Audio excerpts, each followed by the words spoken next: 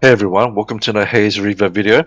And in this video, we're going to talk about the July Moon Abyss rotation, what I've done for this month, and some of the strategies I use, some of the breakout units that I thought were quite useful in helping me complete that.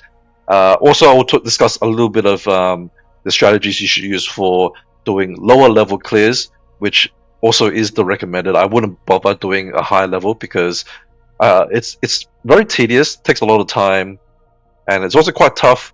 It may not be worth your time, right? It's really up to you whether you want to go through the extra challenge or not. And that's basically all you're really getting out of it. There's no ranking rewards, therefore, your overall the overall rewards that you'll get at the end of it is based off what floor you complete at the end.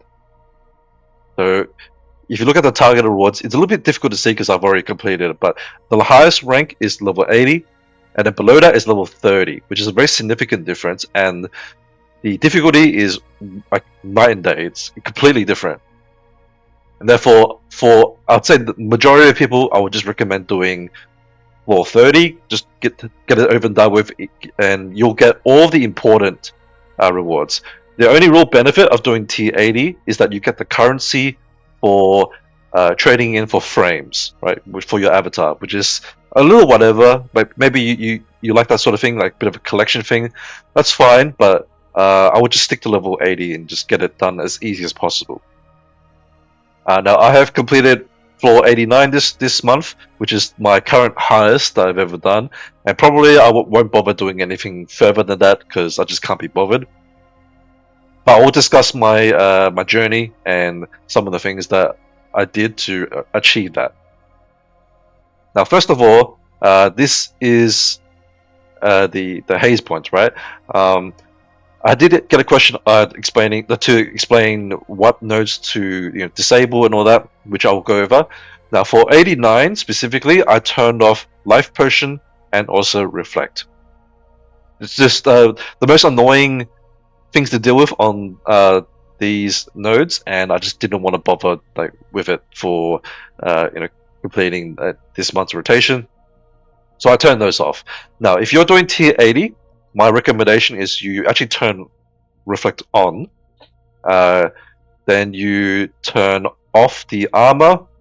Then this resistance, this is the second highest resistance, and then you take off a combination of mobility. I'm not exactly sure which ones you're meant to do, but my guess is you turn off this one and this one, and that will give you 80.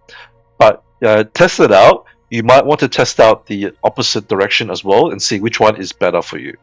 Because I don't remember for sure which one was more efficient, but you'll do some sort of combination of this. My guess is this one, but yeah, I'll leave that to you if you want to do tier 80 or not.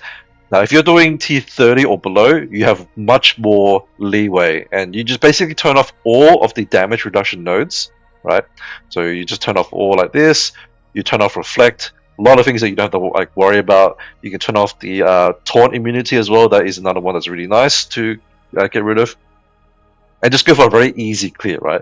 You can still turn off more stuff if you want to, but you can just leave the damage ones aren't too important because you should one-shot everything with Morgan anyway, and therefore you don't really care about how much damage the enemy is doing. But if you want to be safe, you can turn those off. You can turn off whatever you want here, right? But just the important ones are the damage reduction, because that is what's going to brick your Morgan from being able to wipe the whole map. Okay, now for the I'm not going to do the actual fights, but I want to go in just to help you imagine what's happening for when I was clearing the higher floors. Now, the first thing I was doing was I would set up a team based off what the enemy has, and I will place tanks to tank the specific targeting of the enemy.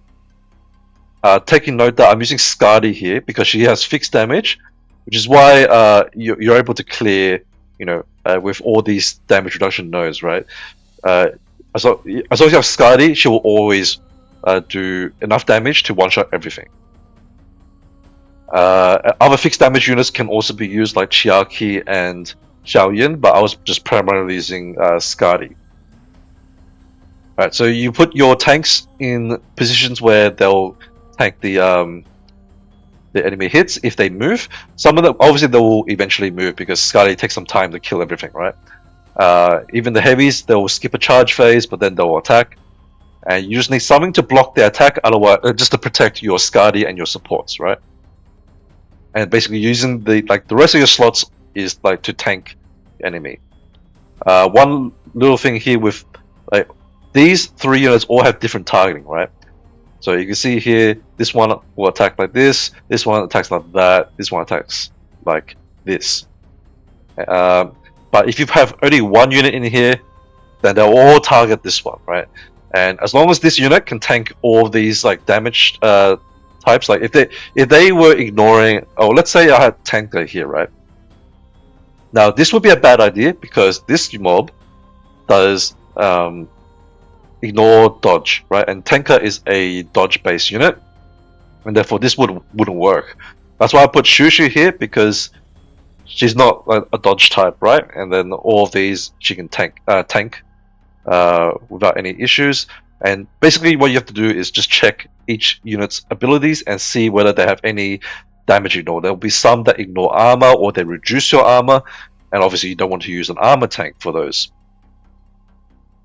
Alright, so then once I've positioned all my units and I've tested it out, I see whether there's any deaths on my team. If nothing has died, then I'll save it, right? So I'll save it using these presets. You can have up to 20 of these, and which is kind of convenient since there's 20 floors. But you might need a couple just to save your like PvE or PvP setups, and then use the rest for this. Alright, so you can see here I've got Abyss 1, 2, 3, etc. Right? So that's for every floor. That way, once I get to a point where I start losing units, or I have to change things up and test different setups, it's handy having all these preset floor plans, because then when you reset, you go back in. You don't have to position your team all over again. You just load up each floor one by one and go through them, and just start and skip, and then move on to the next one. This saves you a lot of time. Although the whole process of familiarizing yourself with each floor and working out how to deal with them is also gonna take a lot of time itself. But yeah, it will save you a lot of time of having to reposition your units every time you restart. You don't want to do that. Now the resets, you want to use these very wisely, because you only have 3 for the whole thing, right? And therefore you want to delay using this as long as possible. Now one example I want to talk about is, once I got to around floor 11, I actually started to lose some units here, right? But I decided to keep going to see how far I could go, because I still had Skadi alive, and obviously Skadi is my main DPS, so I was just trying to put in replacements for the other units that died. And I kept going until basically I was going to lose Skadi, or most of my team is dead, or if the enemy team has a lot of very deadly units that I can't take out reliably in one turn. For example, there's the snake, there's the dolphin, and there's also the female mob, right? All of those do true damage or just crazy amounts of damage that you can't tank, or you have to tank with something like Farnace's Second Life, right? For those sort of maps, I started using a lot of my spare units, and I just let's say my Belina, I'll throw on a attack set, because a lot of the attack sets will be used up, right? My Sky's using one, my tanker's using one, and then I only have so much to put on everyone. So I'll put on some of the main ones like Kokoro Kami that I would like to swap in on certain maps.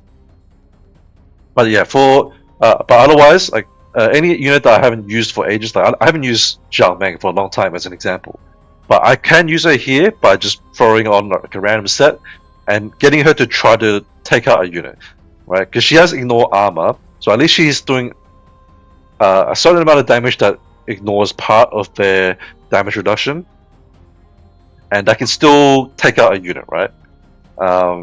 Even though she's only a single target. I'm basically using those as I would say a sacrificial lamb to weaken the enemy forces and reduce the especially the dangerous mobs, right? If I can take out one or two of those, and then there's only maybe one left, then it's a lot easier to tank through that and make sure Skadi can kill that unit before it becomes a problem. And that's sort of the general strategy I use to go through all of the floors. By the end of it, on floor 20, there was like 2 mobs left on the enemy map after I had lost my entire team, or at least my main team, right? Plus a lot of my filler units.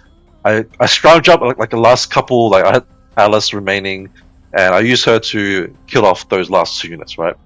And by the end of it, if I was scrolling across my screen like this, like to see all my characters, majority of them were all dead.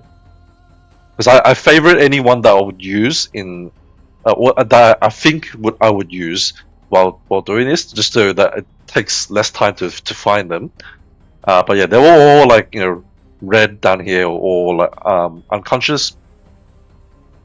So I barely got through it in the end. And that is sort of the general strategy for doing very high floors on Moon Abyss. If you're doing lower floors, you can just use Morgan with a couple of supports and you're fine, especially for level 30. Level 80, you'll start to run into some issues towards the end on the last few floors because there's a lot more mobs and they're a lot tankier. There's also a couple of gargoyle-looking units on the very last floor that don't get one-shot because they have like a shield that it negates attacks unless you multi-hit them. So just be aware of that. You may have to use a couple of resets for that one, but if you're doing level 30, you shouldn't have too much issue leading up to that. Level 80 will take a little bit more finesse. And I think that pretty much covers the rotation for this month. I didn't feel like there was that much different in it. The strategies are pretty much the same, and therefore you could even check back on my old videos to see. You can probably compare whether the mobs are the same because I haven't checked it yet. But you can still see like the general strategies I used back then. I'll probably do a more updated one next time Moon Abyss comes back, because I'll just do like a more comfortable level 80 run, and that one should be a lot easier to like record. And yeah, I'll do that for next time. Also, just like one final note before I finish up, there's a bit of a shout out to Crudo for doing level 99. It's a pretty big achievement, and I did notice that on the main Discord, in the help bulletin section, he did post like his like the teams that he used and stuff like that, and some of the strategies he used. So go check that out if you're interested in seeing how he did level 99. I think it's quite impressive to see it, and yeah, kudos to him. Alright, so I'll leave it here. Thanks guys for watching. If you have any questions, of course, ask in the comments, and I'll try to answer you as soon as possible. So good luck with your Moon Abyss. Still like a week to go. You have plenty of time, and yeah, good luck with that, and I'll see you in the next video. Bye bye.